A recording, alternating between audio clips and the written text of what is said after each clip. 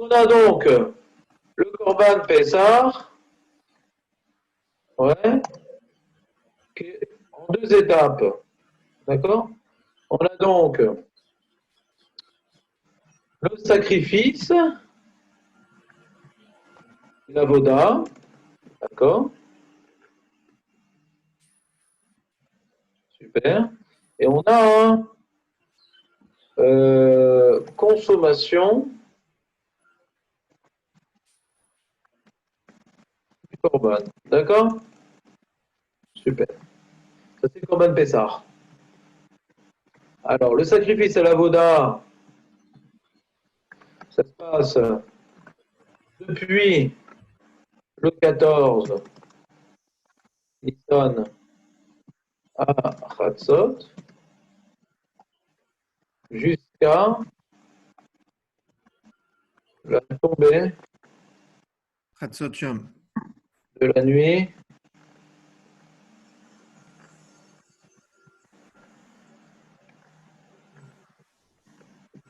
d'accord? C'est clair ou pas? Ouais. D'accord. Et là, hein, et là, on a quoi? On a consommation du Corban. C'est depuis.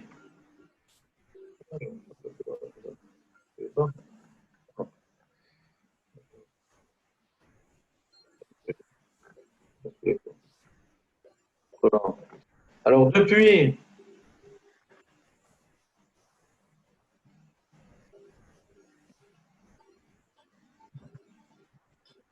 voilà. Depuis la, hop, il est l'envers. La tombée de la nuit du 15. D'accord. D'accord, très bien, c'est clair? Top. C'est clair le plan? Ouais. Oui, oui.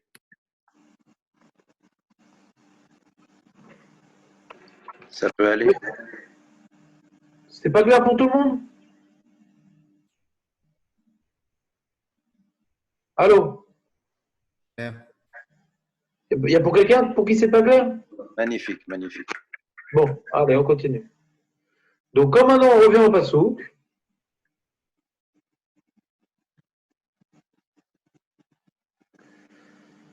qui a disparu. Il est où? Voilà.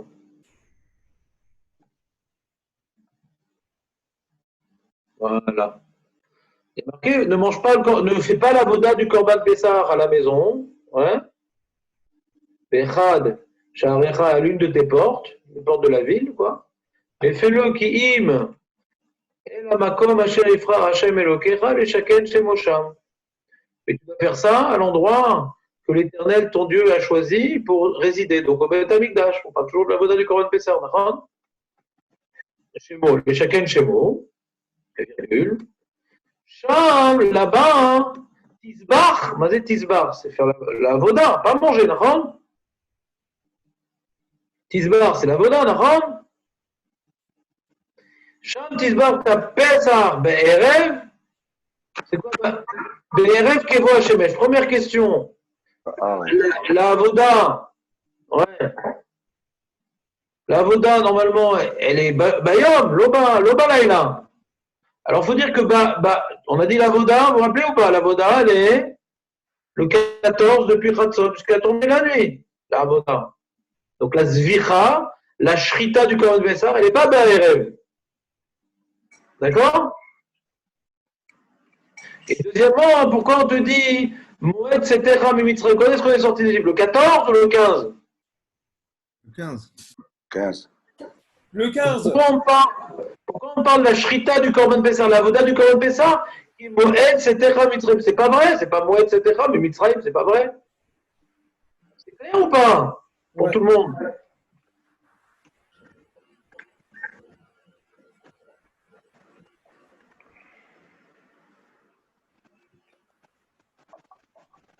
Juste là, ça signifie quoi? Moed, etc. Israël, c'est la période à laquelle on est sorti.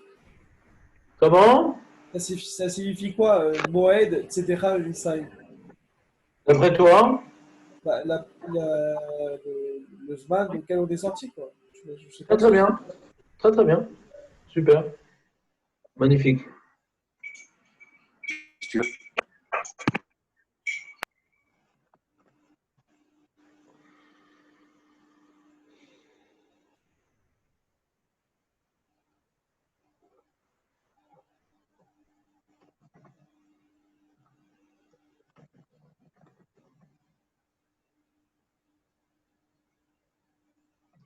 Alors, comment il traduit le Targum Nathan? Sham tisbechu à Pessah, ou Ba'erev bevo hashemesh tochlenu. Il a introduit dans le passouk la notion de Achila. Vous voyez ce qu'il a rajouté ou pas? Ça n'est pas écrit chez nous dans le passouk. Pour qu'on comprenne le passouk, il a rajouté qu'on parle d'Achila. L'Achila de mettre, c'est la nuit. Donc il dit comme ça. Sham tisba et Pessah. Ouais. Sham tisba et Pessah. Efo, Matai, le 14. Ou Ba'erev, Kevo Hashemen, Tochlenu. Il rajoute la phrase. Ouais. Il dit ou Ba'erev. Il ne faut pas dire Ba'erev, il faut rajouter un vav. Vous me suivez ou pas? Ouais, mais c'est dur à lire quand même, parce qu'il y a un taf là, sur Baharem. Mais bien sûr que c'est dur à lire, qu'est-ce que tu crois? On aurait dû s'arrêter à Baharem, Bah ouais, par rapport au Simanim, quoi. bien sûr.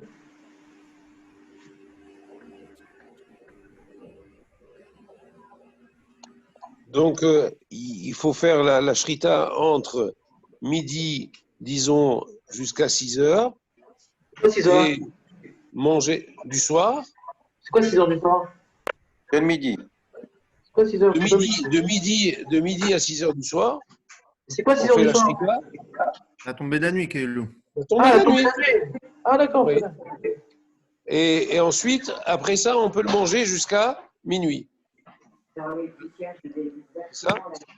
Qui t'a dit jusqu'à minuit? C'est le Marloquette, Rabbi Eliezer Ben Azaria. Ah, ok, avec la marloquette. Besséder, avec la marloquette.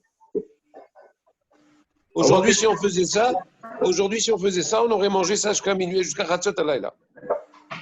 Je ne sais pas pourquoi tu dis ça. On vient de dire Marloquette, je ne sais pas pourquoi tu insistes. Parce qu'on fait. Non, parce qu'on mange la ficomane jusqu'à minuit, jusqu'à Khatsot Alayla. Marloquette. Marloquette. T'as étudié la Lara? Marloquette. Mais Tachlès, aujourd'hui, qu'est-ce qu'on fait? Tachlès, Marloquette. Mais c'est Non, pas mais écrit alors, qu'est-ce qu'on fait? a priori, manger le commande d'abord ce travail-là. Parce qu'il y a une Marloquette, donc les ratris là. Et si j'ai dépassé Khatsot, est-ce que je mange quand même? Oui, c'est Biavad, non? Mais attends, excuse-moi. Si on dit que maintenant la Lara est comme Rabbi Eliezer Ben Azaria, ça sert à rien de manger après Khatsot et tu ne fais pas la bracha dessus. On peut manger et on ne fait pas la bracha. Ouais, obligé. Ah, on ne fait pas la bracha, tu dis? Comme ça, t'es pas sec? Non, c'est ce que vous avez dit. Je sais pas. Il y a un problème de connexion, Canéré. Il y a un problème de connexion. C'est-à-dire que je suis en train de te dire que d'après toi, qu'on est possédé comme Rabbi Eliezer Ben Azaria, d'après toi qui dit qu'on est possédé comme Rabbi Eliezer Ben Azaria, hein, la lacha devrait être que si tu as dépassé Khatsot, arrête tout. Arrête tout. Il n'y a plus de mitzvah. Arrête tout. Tu as voulu trancher Rabbi Eliezer Ben Azaria à partir de ce que tu fais, et ce que tu fais ne va pas comme Rabbi Eliezer Ben Azaria. Non, j'ai voulu rien trancher, je voulais juste Bah éclaircir. si, tu as dit que nous qui mangeons avant Khatsot, on est possédé comme Rabbi Eliezer Ben Azaria. Il dit c'est faux. Nous on ne mange pas jusqu'à Khatsot, c'est pas vrai. La preuve, après Khatsot, on continue à faire la Gada. Après Khatsot, on continue à manger. Pourquoi? Parce qu'on est recherche, on est possédé comme Rabbi Akiva. Est-ce que maintenant le Khatrila, on est possédé comme Rabbi Azaria? Ou est-ce qu'on est marmire comme Rabbi Akiva? En tout cas, on voit qu'on n'est pas possédé. On n'est pas posé ni comme l'un ni comme l'autre. On est posé comme les deux. Donc, Marloquette. Ok, on fait ça. Non, je pensais que c'était il fallait se maintenir à rester à Khatsot. Je sais pas, donc je savais pas. Ok, mais J'ai pas dit contre. Comment tu m'écoutes pas aujourd'hui? Je suis désolé. J'ai pas dit que non. Écoute bien la phrase jusqu'au bout, s'il te plaît, Shlomo. Ok. Moi, tu vois bien qu'aujourd'hui, moi j'ai dit Marloquette m'a dit, non, mais aujourd'hui, justement, aujourd'hui, ça prouve qu'il y a une Marloquette aujourd'hui. Pourquoi? Tu m'as dit, c'est vrai qu'il y a une Marloquette, mais nous aujourd'hui, Ce mais-nous aujourd'hui pose problème, parce que nous aujourd'hui, ça prouve qu'il y a une marloquette. Pourquoi? Parce que s'il n'y avait pas de marloquette, ou bien on te dit, Khatsot, on s'en fout, c'est comme Rabbi Akiva, ou bien on te dit, après Khatsot, arrête tout, ça ne sert plus à rien. Et c'est pas vrai, on ne dit pas ça. Non, non, c'est ça. Ouais. Donc on voit qu'on est posté comme le marloquette. Que les ratrila, on mange avant Khatsot, donc si on n'a pas mangé avant Khatsot, on mange quand même. On mange quand même. Mais c'est d'accord. Okay. Donc la ra qu'on fait aujourd'hui ne contredit pas la marloquette. Au contraire, elle illustre la marloquette. Ok. Moi, je pensais qu'on ne pouvait plus manger après. Ok. Ah, Ok, non, c'est une lacune. Je pensais, je savais pas. c'est bien, bon Hachem, donc je ne suis pas le sort des lacunes. Merci beaucoup, Shlomo. Alors,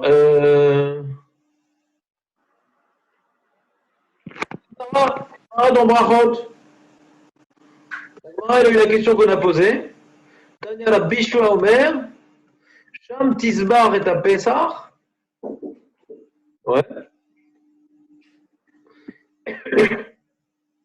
Il rapporte le pasouk. Comment la Gemara l'explique dans Brachot, pour ceux qui ont fait Dafayomi. Ba'erev atazoveach.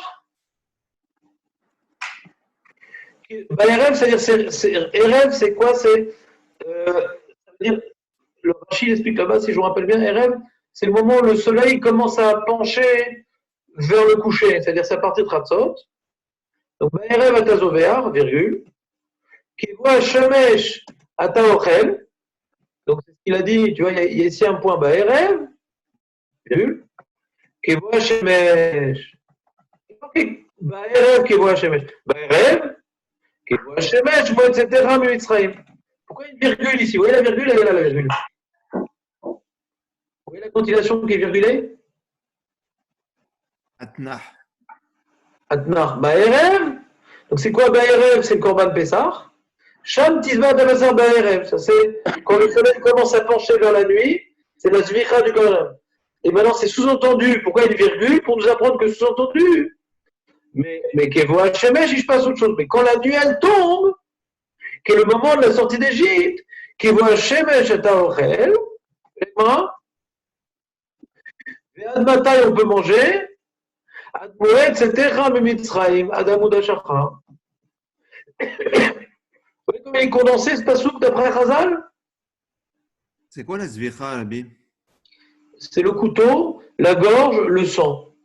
Alors pourquoi aussi tardivement? Pourquoi la Gemara elle veut tirer du passou qu'on fait ça le plus proche, enfin, proche de la nuit, alors que c'est le dernier moment? On risquerait de. Il y a marqué le plus proche de la nuit.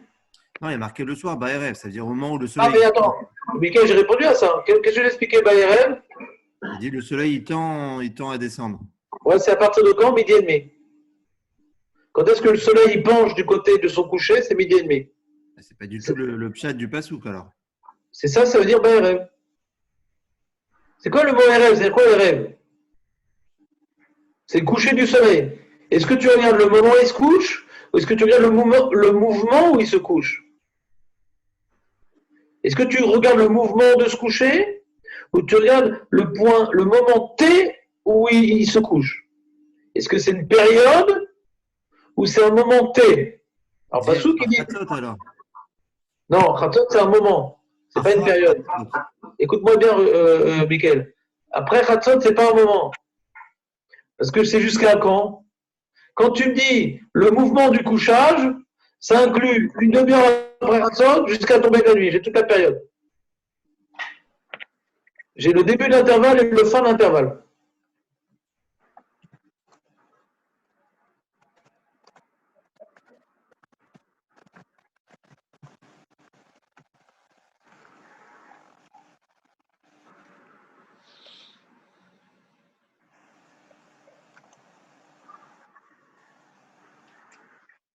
Et Tania, שם תזבח את הפסח בערב כיבוי השם ונצרה, רבי אליעזר אומר, בערב אתה זובח, כיבוי השמש אתה אוכל, מועד צאתך מצרים אתה שורף. מה זה בערב אתה זובח?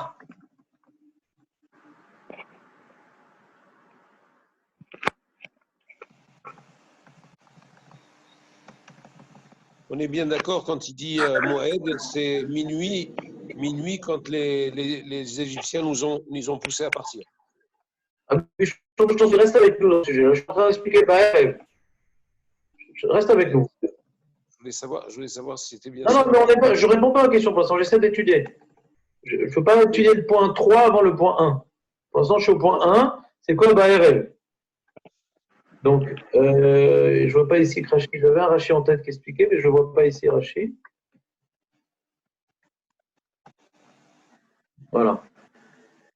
Rachid explique Arelecha, Shlosha Zmanim. Vous voyez Rachid? Shenam Shem Baerev, voilà. Qui toute salélé et rêve. Lorsque se penche, ouais, salélé et rêve, et nous la Chachatzot. Chez Nistalek, Nistalka, Chama, Mirosh, Kolada, ou Nateta, les Maharav.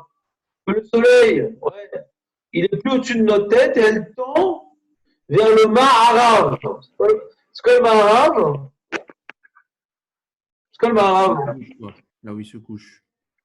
Et ça s'appelle l'Ouest ou l'Est? C'est quoi le Maharav? C'est l'Ouest ou l'Est? Ouais. Pourquoi dans le brite on l'appelle Maharav? Parce que le soleil se couche à l'Ouest. D'accord?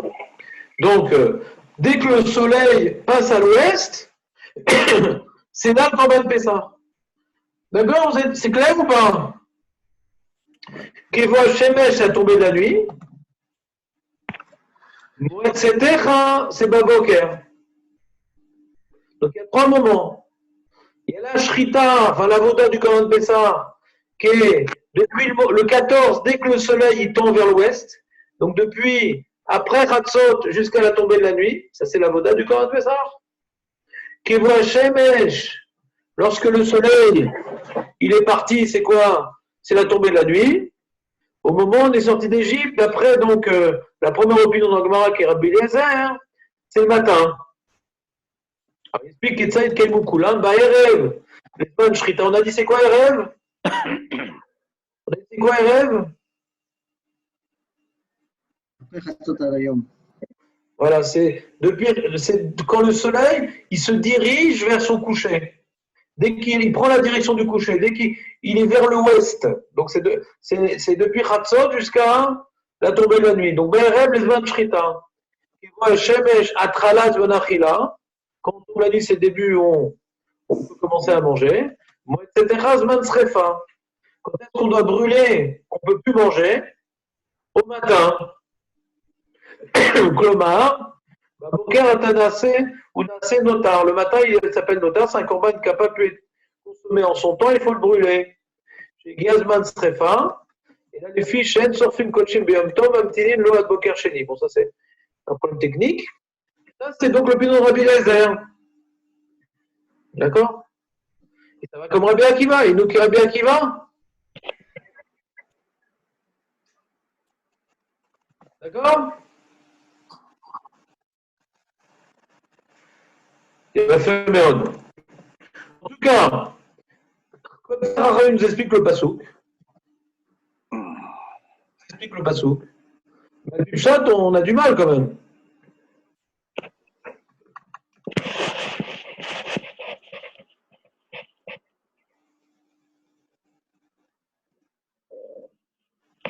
Regardez Ravish comment il explique le chat.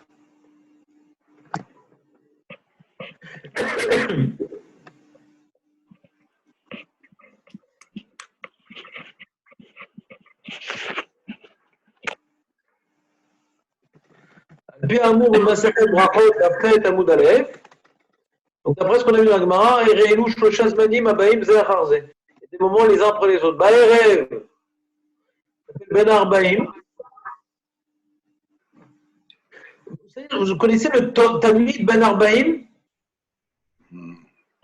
Ben Arbaim, ouais.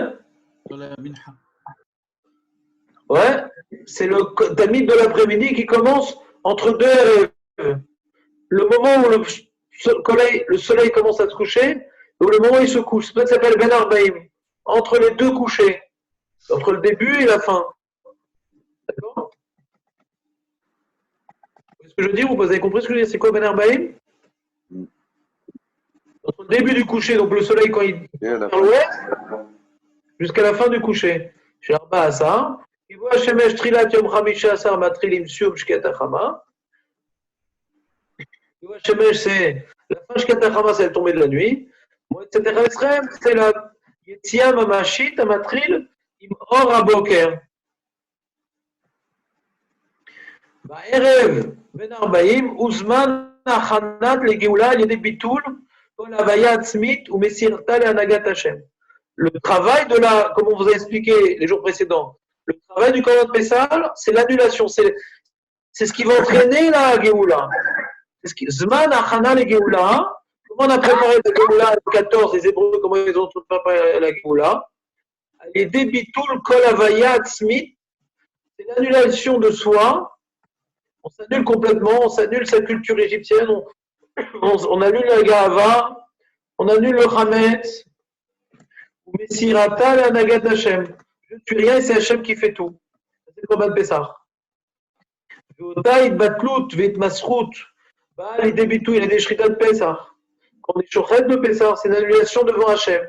Donc la shrita, avant qu'il y ait la Géoula, avant qu'on arrive le 15, il faut déjà arriver, faut d'abord faire le sourmera. Fuir le mal, c'est fuir soi-même, fuir son ego, fuir le sentiment de toute puissance, le sentiment de maîtrise, le sentiment que je ne suis pas dépassé par les événements. Ça, c'est la shrita du Korban Pessah. C'est la Nazara. Bo Hashemesh ou Alayla, Anirdas Imshum Shkiatachama, Are Zezman, Maase Hashem, Shegal Otanu Mimavet Miavdout. Donc, il y a une première Géoula. La tombée de la nuit, Hachem Passar Alenu. On n'a pas été tué par la Maca, Hachem nous a sauvés de la Maca. Il nous a sauvés de la mort et de l'esclavage. Au moment, depuis la nuit du 15 jusqu'à Chatzot, ouais, qui était le moment de Makat Bechorot, c'est une première Géoula, Hachem nous a protégés de Makat Bechorot. Et puis là, nous, Birkat Acherut, Birtir Otanu Latzmenu, Vatotsaot Amaase Azeh, Igial et Toadetenu, Alidé Amaase Asmini Shachilat Pesach. Quand on mange le Korban Pesach, on commémore par le mérite de nos ancêtres qui ont mangé le Korban Pesach, ouais, qui ont donc annulé leur ego pour dire que tout dépend d'Akadosh Baruch Hu, ne les a pas frappés comme les autres, et ils ont échappé à la mort de Makat Bechorot. C'est un premier niveau de Géoula. Premier résultat d'annulation. S'annuler à Hachem, Hachem nous prend sous son aile, comme on avait expliqué le vendredi. Moed c'est Terra Mimitzraim, Uzman a Géoula Befoal. Il y a la Géoula potentielle, qui est lorsqu'on a mangé le Korban Pessah, on a prouvé qu'on s'annule à Kadosh Baruch Hu, donc on fait un avec le Hu. C'est le potentiel de la Géoula, on s'est rapproché d'Hachem, on s'est éloigné de nous-mêmes. Mais la sortie physique, hein, ou Azman chez Israël Yatsu Bo El Acherut Befoal, ou Belechet HaGeoula Igialo Lesiuma, ou Mash Achilat Pesar Bit'a Derer Semel, Idgashem Bemetziut Leor Hayom, ce qu'on a fait à Pesar, par le Korban Pesach de manière symbolique, ouais, derrière Semel, Idgashem Bemetziut, c'est matérialisé dans les faits. On a symbolisé par Korban Pesach un certain nombre de choses, et ça s'est matérialisé dans les faits le matin. Mais Kolechat Rashbo qui est Uvda Be'ishiuto chez Zarta et Chirut Latzmut. La chéroute qu'on a pu vivre en consommant du Korban Pessah, en étant le peuple de Dieu, en n'étant plus des esclaves, en nous effaçant à Kadosh Baruch Hu, en nous annulant de Kadosh Baruch Hu et nous éloignant de l'Égypte, le matin, on a pu s'éloigner de l'Égypte, on a pu faire un avec Kadosh Baruch Hu. Tout ce qu'on a pu symboliser par le Korban Pessah, on l'a vécu au matin. C'est clair ou pas? C'est clair les trois étapes. Première étape, on tue le Korban Pessah, on tue l'ego, on tue le sentiment de puissance, on tue l'Égypte qui est en nous, on s'éloigne des Égyptiens. Ça c'est le 14 depuis Chatzot jusqu'à tomber de la nuit. du 15 depuis le soir, ouais, pendant la nuit, c'est maintenant, on vient non pas uniquement s'éloigner de l'Égypte, on vient pas uniquement tuer notre ego, on vient maintenant se rapprocher d'Hachem, on mange un korban d'Hachem, on est proche d'Hachem, il y a le Sourmera, il y a le Hasetov. On ne veut pas être comme l'Égyptien, que c'est moi le Nil, c'est moi Dieu, c'est moi qui s'occupe de tout. Je ne suis pas égyptien, je ne suis pas Avodah, je tue mon ego. À la tombée de la nuit, je mange comme un Bessar, je suis rien et Hachem il est tout. D'abord, je ne suis rien et Hachem il est tout. Et au matin, hein, je ne suis pas égyptien, donc je sors d'Égypte et je me rapproche d'Hachem pour aller à Sukkot. C'est clair? On a déjà parlé de ce plan-là.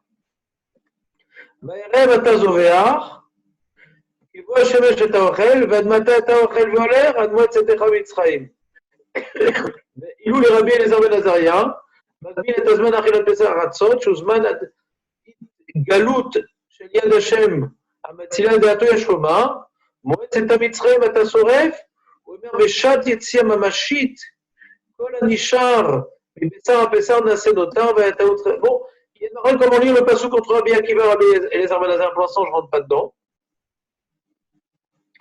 car נאמר לבני העם הזה, ברגע שעשו בו את הצעדים הראשון שירות, אין אכילה בלא זביחה, ואין חירות בלי התמסרות אל השם, וכל אכילה שאינה על יסוד הזביחה, הריזו עבודה. Alors je vais expliquer maintenant ce que Rabbi Hirsch veut expliquer de manière un petit peu sous-entendue. On a un passouk qui présente un grand problème de lecture. On va relire le passouk et on va essayer d'expliquer ce passouk-là. C'est pas celui-là. C'est pas celui-là.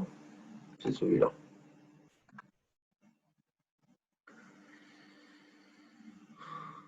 Sham Tizbar. On reprend. Sham Tizbar au Beth Amikdash. On parle maintenant du 14. Depuis Khatzot est tombée la nuit. C'est la voda du Korban Pessah. Sham Tizbar est un Pessah. Matai, je dois faire le Korban Pessah. Ba'arev. C'est quoi Ba'arev? Quand le soleil commence à pencher vers l'ouest. À quoi correspond cette étape-là? Je ne suis pas égyptien. Je ne veux pas être influencé par les Égyptiens. Eux qui se prennent pour Dieu. Eux qui croient qu'ils maîtrisent leur situation. Eux qui se croient tout puissants. Je suis rien. Je tue mon ego. Je viens immoler mon ego. Très très bien. Et voilà, Shemesh. Maran nous explique qu'il voit Shemesh à la tombée de la nuit. En conséquence de cette annulation de mon ego et de l'Égypte qui représente cet ego, et de la Avodah Zara qui représente cet ego, ouais, à la tombée de la nuit, c'est pas écrit, mais c'est sous-entendu d'après Chazal, je mange ce Korban Pessah. Donc je suis maintenant, mon annulation à Dieu, mon éloignement de mon ego pour m'annuler à Dieu, ouais, maintenant je mange un Korban de Kohen. Je suis proche de Dieu. Non seulement mon ego n'existe plus, ma maîtrise est reconnue comme étant irréaliste, je ne maîtrise rien, maintenant je me soumets, je m'efface à Glorou. D'abord j'ai mis le loin des Égyptiens, le 14, après je m'efface à Kadosh Baruch Hu, complètement lors de la Achila du Korban Pessah. Je suis comme un Kohen, un serviteur d'Akadosh Baruch Hu complètement effacé. Moed Zetera Mimitzraïm, ouais. Jusqu'à quand je vais manger ce Korban Pessah? Bo Hashemesh, lors du combat de la nuit, jusqu'à Moed Zetera Mimitzraïm, jusqu'au moment où on va sortir physiquement. Donc ces trois moments-là, qui est le 14 depuis Khatzot, c'est la tombée de la nuit, qui est là, on immole le Korban Pessah. Le 15 de la nuit, on mange le Korban Pessah. Et le matin, on sort d'Égypte. C'est trois moments différents au niveau des mitzvot et trois moments différents au niveau des événements, puisqu'il y a préparation, Makat Pechorot et sortie d'Égypte. Donc c'est trois moments différents, c'est trois mitzvot différents, enfin deux mitzvot qui ont une conséquence d'événements. Pourquoi maintenant c'est rapporté dans le verset comme si tout ça c'est ensemble? On a la Drashat Razal, mais le Pshat nous dit on a l'impression que tout ça se passe en même temps. Il y a un ripazon du passou, comme si tout se passe dans un clin d'œil. Pour te dire que l'un est lié à l'autre. Et chaque étape, en vérité, c'est une seule chose. Le Passouk nous vient nous présenter un événement triplement, comment dirais-je, temporel, tritemporel. De la même manière qu'Hachem, il a 10 sphirotes, il a 13 milliards de Harim, Avalou Echad, il est un.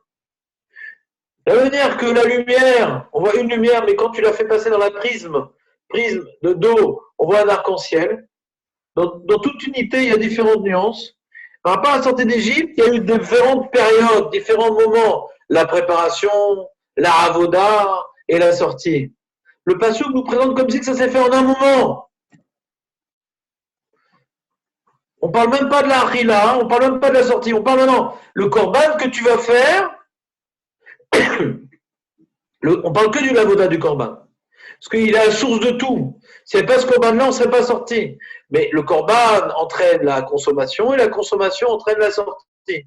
Et comme c'est intimement lié l'un à l'autre, il y a une unité de la diversité. Donc le verset est présenté comme étant un seul moment qui est en vérité 3 moments. Micro, je vous écoute. Est-ce que c'est clair pour tout le monde? On a Chazal et on a le chat. Oui. Ça va. Claire. Mais c'est vrai qu'un Sadducéen, ici, il devient complètement fou, quoi.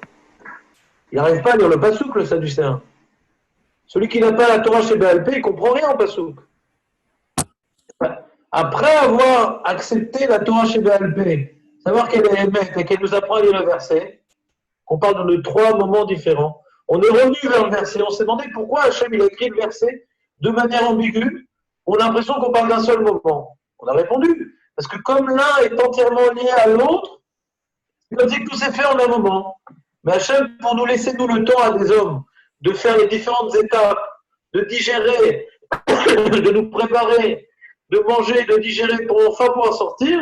Donc nous, il a fait en différentes étapes. Mais en vérité, philosophiquement, c'est une seule chose. C'est une seule avoda de Sourmera vers cet homme. C'est une seule Yetzia vers Hachem. Le but, c'est pour révéler Hachem, on a besoin de tout ça. Donc, c'est présenté comme quelque chose de monolithique, mais en vérité, c'est une unité dans la diversité, comme Hachem. C'est le ripazon, ce qu'on a expliqué dans le Korer. Pourquoi le Korer, qui est l'apéritif que les princes mangent, on va prendre maintenant du karpas, qui est un remèze, une allusion, à l'esclavage en Égypte. Tu manges comme un prince en trempant avant le repas des choses dans de l'eau salée, tu manges comme un prince, mais en prenant un légume qui vient de Méramèse, qui vient être Méramèse à l'esclavage. Comment on peut dire les deux en même temps? Alors on avait expliqué une fois, hein, avant que Jérémy Canchel nous dise un autre chat, on avait expliqué que la sortie d'Égypte était tellement béripazon, la sortie d'Égypte était tellement condensée, ouais, qu'on est passé de l'état d'esclave à l'état d'homme libre sans transition, alors qu'on a dit normalement un esclave après il devient cide, petit à petit jusqu'à comprendre, et puis ses enfants, peut-être ses petits-enfants, on a expliqué avec les gens de peau noire aux États-Unis, du moment qu'ils ont été libérés de l'esclavage jusqu'à ce que maintenant ils sortent de la criminalité et ils deviennent président de la République et commencent à s'intégrer à la vie sociale et qu'ils sont égaux des autres, ça a mis des siècles.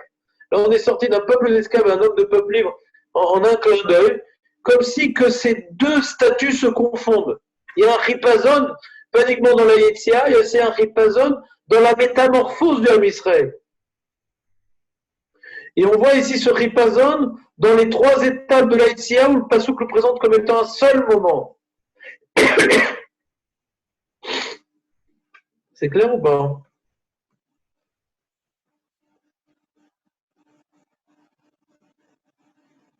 Je vous écoute.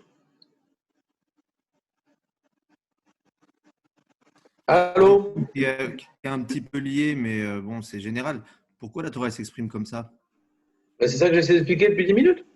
Pour qu'on voit que ces 3 événements qui ont été écrits dans Parashat Bo, clairement, ouais, et dans les halachot, on voit en vérité, c'est pas, il y a 3 sujets différents à intégrer.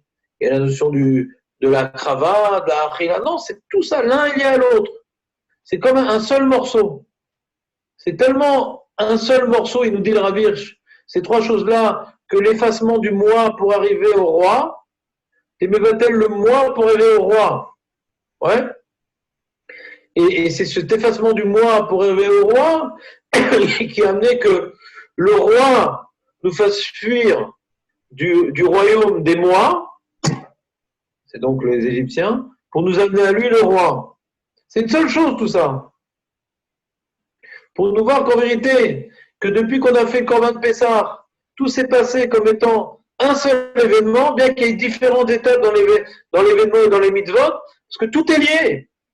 C'est indissociable, tous ces éléments-là. Toutes ces notions-là, elles sont indissociables.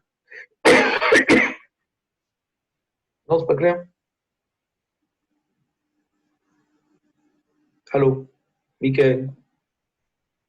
Allô? C'est abstrait encore ce que je veux dire?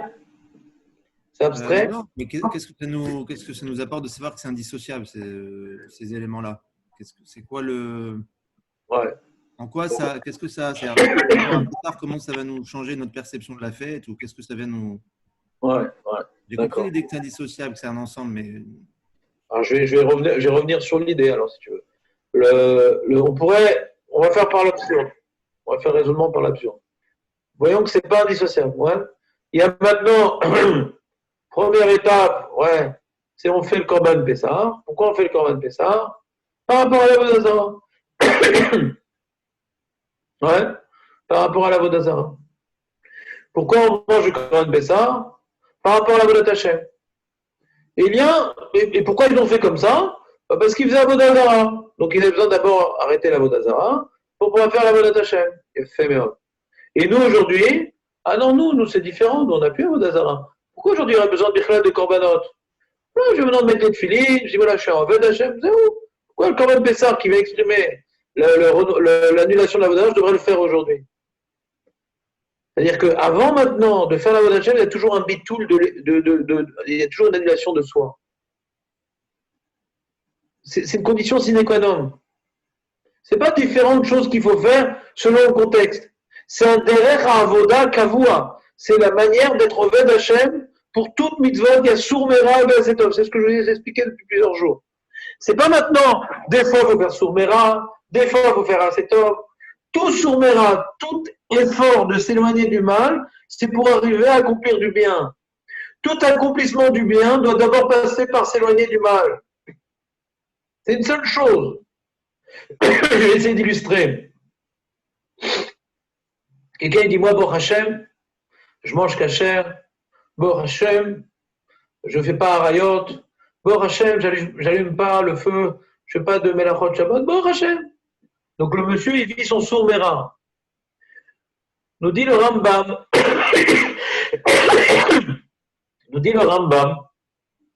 que le Olam Haba, il est construit les mitzvot positives.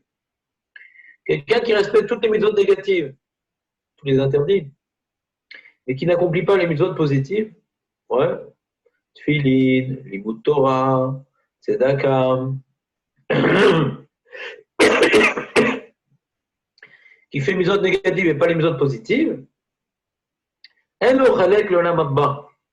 le but de toute la Torah, le but de toute notre avoda, c'est d'agir, pas de se retenir.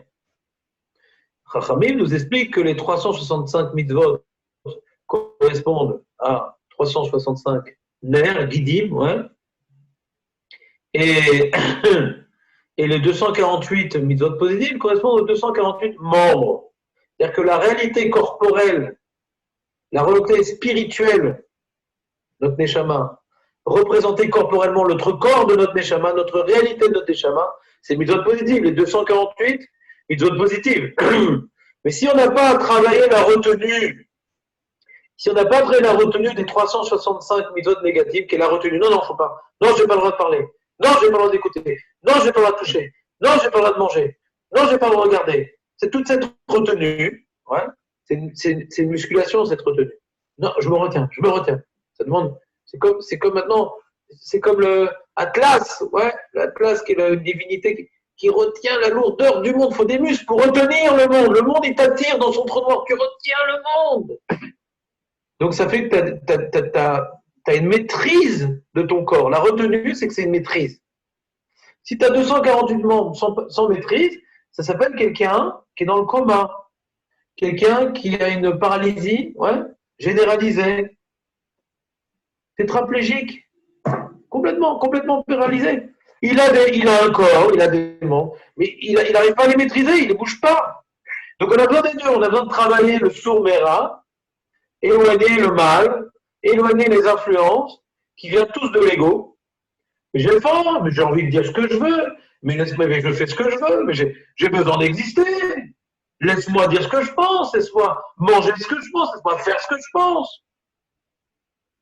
Si maintenant on ne fait pas cette retenue, cet effacement de notre ego, qui nous impose d'effacer notre ego et de nous soumettre à la volonté divine, la première type de soumission, c'est je retiens maintenant l'expansionnisme, égocentrisme. C'est ça le mytho de l'audace. Il y a un expansionnisme égocentrique qui m'amène à vouloir faire des choses que la Torah interdit, mais c'est plus fort que moi. Donc j'ai pas de maîtrise de ma vie. Pas de maîtrise. J'ai pas de nerfs. Tous les nerfs sont sectionnés à l'intérieur. Donc il faut d'abord le sourd-méra. La retenue. La première type d'obéissance qu'il faut avoir, c'est de se retenir, de lutter contre les mauvaises influences, de s'éloigner du feu. Avant maintenant de construire, de planter un bel arbre, un bel olivier qui est susceptible de vivre 1000 ans après celui qui l'a planté. Les oliviers, ça peut durer très longtemps. Avant de commencer à mettre cette graine dans le sol, d'élaguer les branches et de faire un bel arbre, éloigne-toi du feu, le feu va tout brûler. Mets-toi dans une zone où il n'y a pas de radioactivité. Sourd-méra, Véacétov.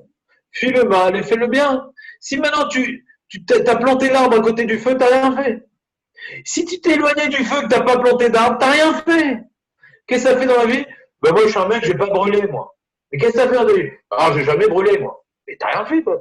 Tu as grillé ta vie, mon ami.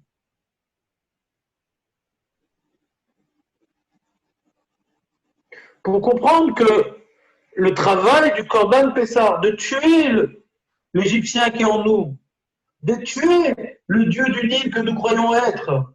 C'est ma parnassa Kamen Abracha, Baruch Hashem, j'ai fait des études, comme le Nil Kamen Abracha. Vu le travail que j'ai, ça devrait être bien. A priori, à Rosh Hashanah, je ne suis pas tellement pris pour ma parnassa. Baruch Hashem, j'ai le compte en banque, j'ai des actionnaires, j'ai des clients, j'ai des associés. Pitom, on ne savait pas ce qui se passait à Rosh Hashanah. Ce Rosh Hashanah qu'on pensait qu'on avait bien prié.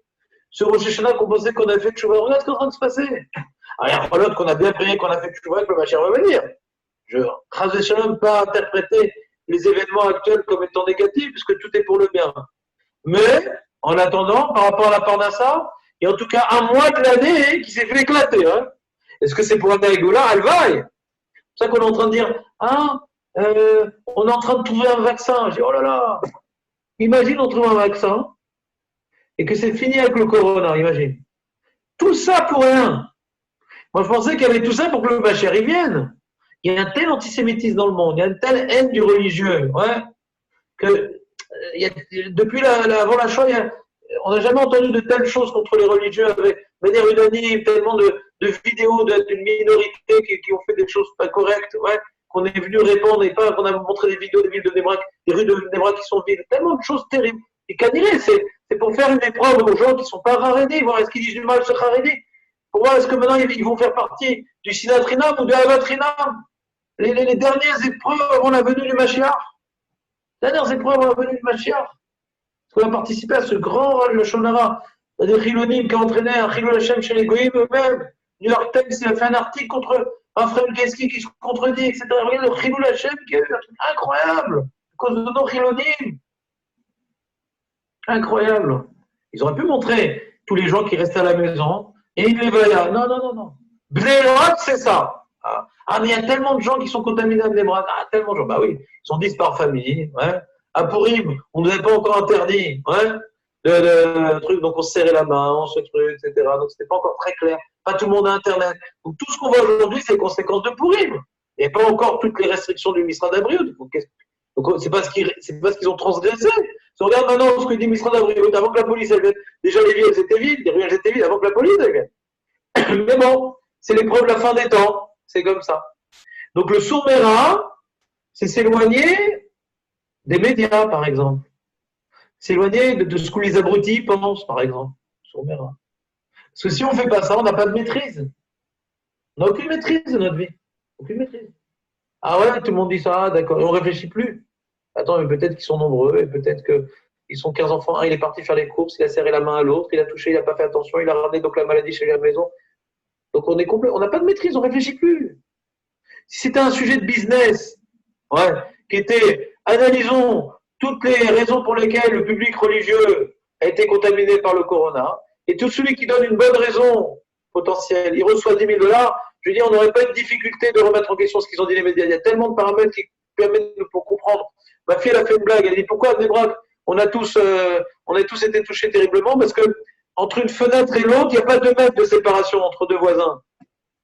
Donc comme on est tous collés, tu ouvres la fenêtre, tu es à moins de 2 mètres avec l'autre voisin. Donc forcément, on ne peut pas respecter la limite de 2 mètres. C'est une blague, bien sûr. On reprend. Donc, qu'est-ce que je voulais vous dire? Sourd-méra, c'est la retenue.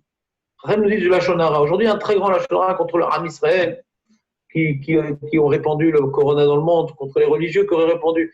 Ne participons pas sur la Lachon Hara, la retenue. J'ai envie de le dire. Quand je vois des images, j'exagère. J'ai même un talmide qui m'envoyait, je t'envoie un mail et tout. J'espère que tu respectes l'Andrayot du Misra d'Abriout. Je dis bon, j'ai rien dit. Qu'est-ce que je réponds? C'est un peu bas. Mais à un tel point que même à son rame, il fait des remarques, tellement il est imbibé par les médias, le pauvre. Ouais. Donc, comprenez qu'il y a une retenue d'abord. S'il n'y a pas de retenue, les mitzvot de tfilin, de recette, mais tu le fais pourquoi alors?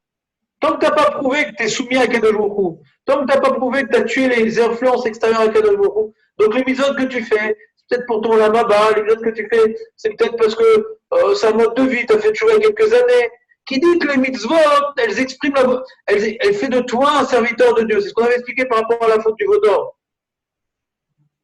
On avait dit que le Ham Israël, pour réparer la faute du veau d'or, il fallait d'abord renforcer la notion de Eved Hashem. Moshe Rabbeinu, il incarne le Eved Hashem. Et Aaron, quand il a vu que le Ham Israël commençait à vouloir prendre l'initiative pour faire des mitzvot en plus, donc du Hasetov, ils ont voulu faire du Hasetov, ouais, des mitzvot en plus, parce qu'il dit, on n'a plus d'intermédiaire, on n'a plus quelqu'un qui nous redirige, trouve-nous un dirigeant, donc il dit, qu'est-ce qui vous manque, Moshe Rabbeinu? Il manque Moshe Rabbeinu, c'est ça qui vous manque. Mais vous avez oublié ce que Moshe Rabbeinu, il a apporté à Israël. La force de Moshe Rabbeinu, c'est qu'il était Eved Hashem, Moshe Avdi. Lui, pourquoi Hashem, il l'a choisi pour être celui qui a donné la parole à Israël, celui qui a donné la parole divine, qui a donné la Torah à Israël, parce qu'il respecte à la lettre toute la volonté divine. Quand est-ce que Moshe Rabbeinu a été puni? C'est lorsque Hashem lui a dit de prendre le bâton sans frapper, il a frappé. À partir du moment qu'il n'incarne plus la volonté divine, ce n'est plus Moshe Avdi, donc sa place particulière qu'il devait occuper dans l'âme Israël comme étant image qu'on doit suivre, modèle, exemple qu'on doit suivre, n'existe plus. Donc il avait pris à Aaron, il dit le Ravirch, un bovin. Le bovin pour habitude d'être l'obéissance, être l'illustration de l'obéissance de l'animal à l'homme. C'est-à-dire que l'animal obéit à l'homme. Ouais, la vache, elle obéit à la vache servilement, elle fait exactement ce qu'on lui demande. C'est pas le chamor, c'est la vache. Alors qu'est-ce qui se passe? Alors la manière que l'homme, il doit être comme une vache face à Ekjouchou. Donc Moshe Rabbeinu, il est comme la vache, l'obéissance totale. Et comme maintenant ils ont fauté et qu'ils ont vu qu'ils ont voulu sauter les étapes, directement une mitzvah en plus, sans incarner l'obéissance. Mais qui c'est qui t'a ordonné de faire une statue, qui t'a ordonné de demander à Aaron quoi que ce soit? Donc tu n'as pas eu d'ordre avant la mitzvah, il n'y a pas d'ordre avant la mitzvah, ça entraîne la catastrophe. C'est comme Nadav Avihu, qui c'est qui t'a ordonné d'apporter cette torette? Il n'y a pas eu d'ordre avant la mitzvah, ils sont morts. Donc il faut renforcer d'abord Sourd-méra, l'obéissance, j'efface mon ego, je ne cherche pas à faire des trucs en plus. Qu'est-ce que Hachem attend de moi? J'attends les ordres. Je travaille la retenue pour incarner complètement la volonté divine, Sourd-méra. Grâce et tout. Alors là, quand je vais faire une mitzvah, ça va être vu comme étant un ambassadeur de Dieu. Pour que quand je fais une mitzvah, quand je mets les films, quand je fais la tefila, quand je fais la tzedaka, on ne voit pas ça parce que c'est pour mon kavod, on ne voit pas ça parce que ça m'occupe, on ne voit pas ça parce que j'ai envie de dire à ma non, on voit ça parce que c'est les Shem Shamaim. Quand est-ce qu'on voit que je le fais pour Hachem?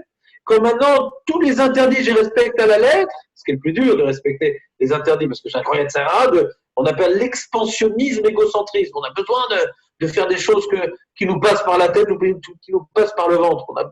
On a du mal à se retenir. Tout notre ego, là, il est excité, là.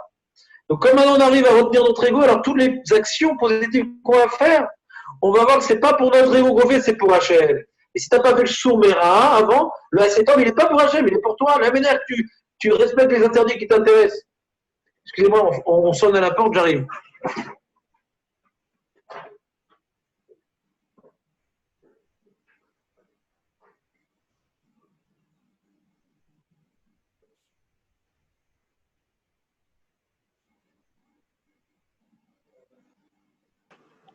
Vous avez compris au moins?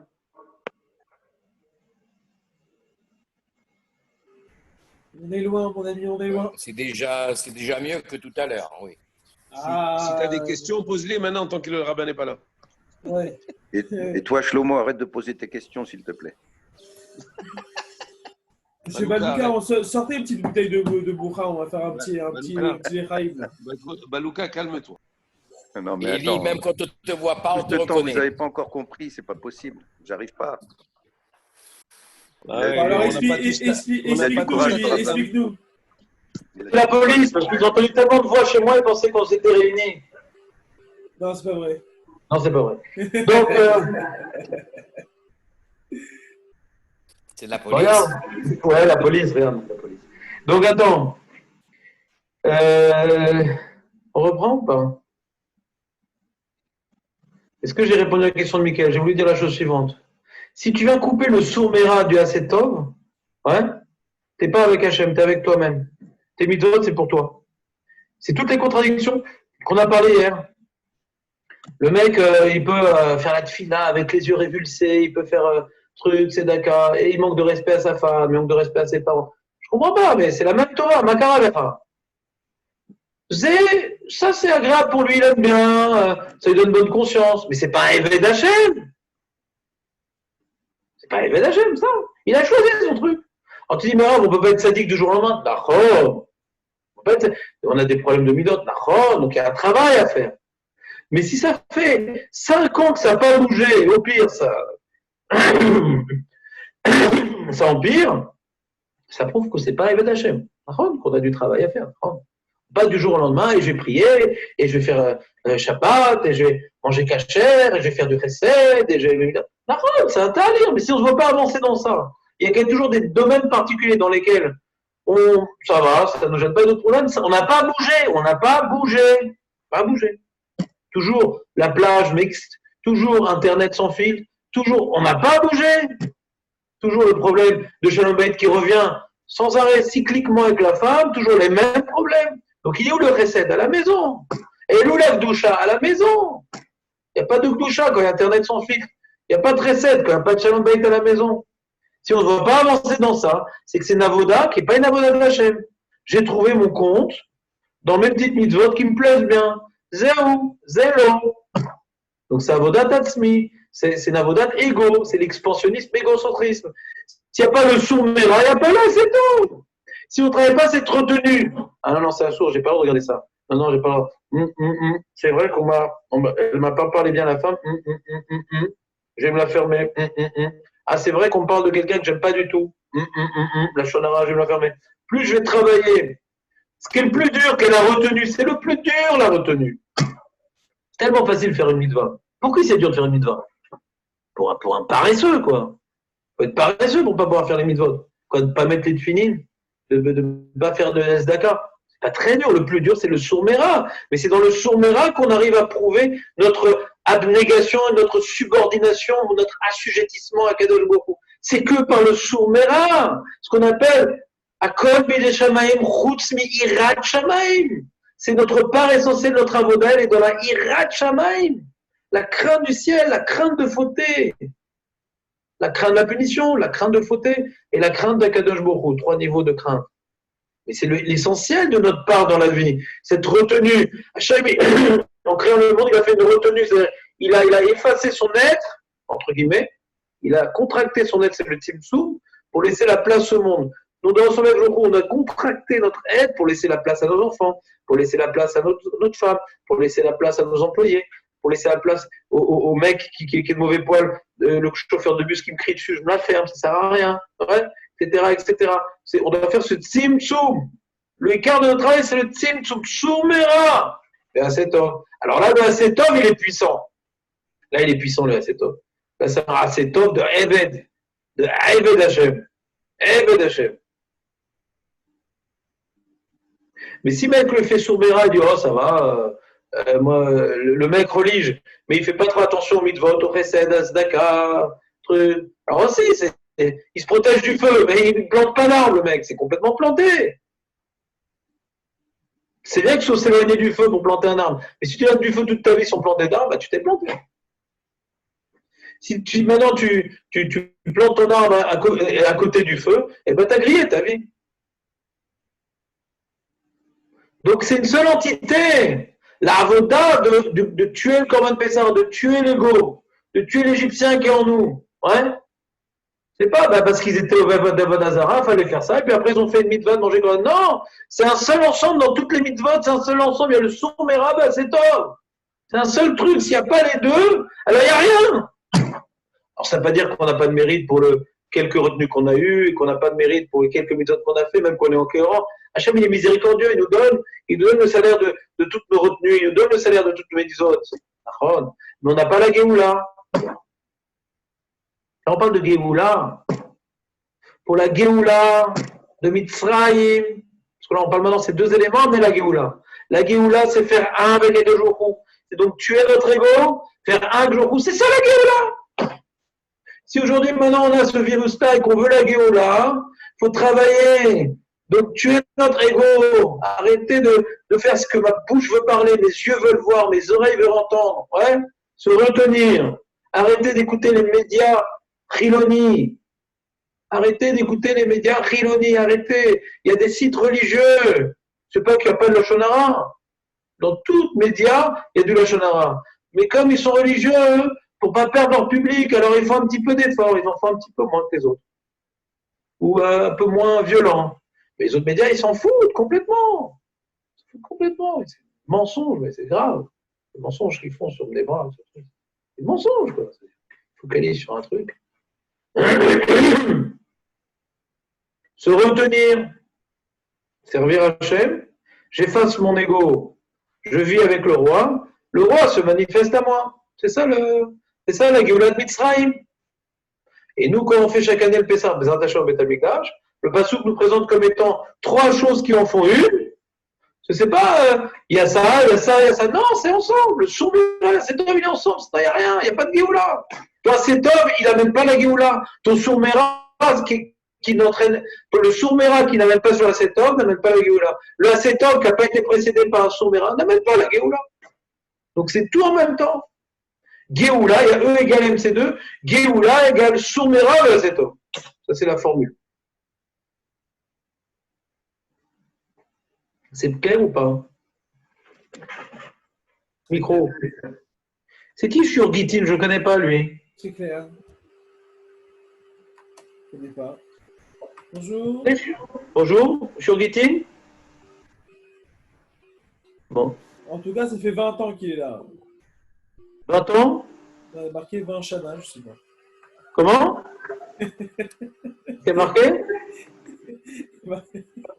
Sur sa photo, il a marqué 20 Shana, donc je ne vois pas.